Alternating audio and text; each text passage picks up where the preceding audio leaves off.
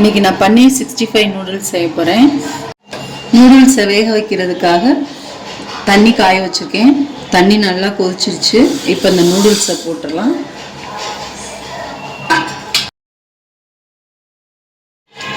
கொஞ்சமாக எண்ணெய் விட்டுக்கோங்க.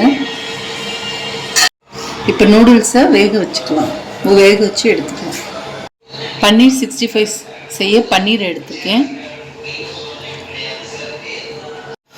கொஞ்சமாக இஞ்சி பூண்டு பேஸ்ட்டு, அரை ஸ்பூன் மிளகாய்த்தூள்,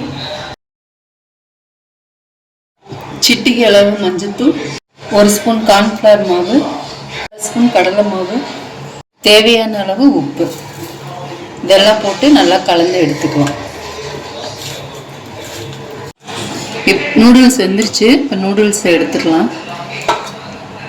எண்ணெய் காஞ்சிருச்சு. இப்போ பன்னீரை போட்டு பொரிச்சு எடுத்துக்கலாம். பன்னீரை எடுத்துடலாம்.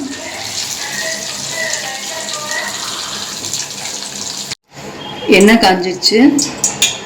வெங்காயம் போட்டுடலாம். வெங்காயம் போட்டு நல்லா வதக்கிக்கலாம்.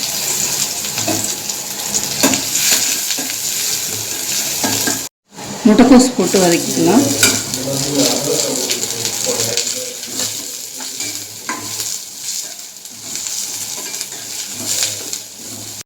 கேரட்டையும் போட்டுக்கலாம்.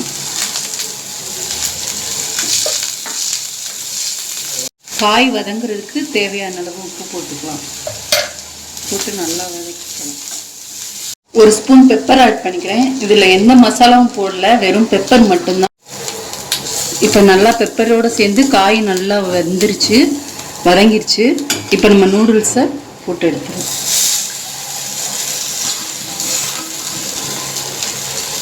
போட்டு நல்லா மிக்ஸ் பண்ணிக்கணும். நல்லா கலந்து விட்டுறணும். நல்லா இந்த மாதிரி மிக்ஸ் பண்ணிக்கோங்க.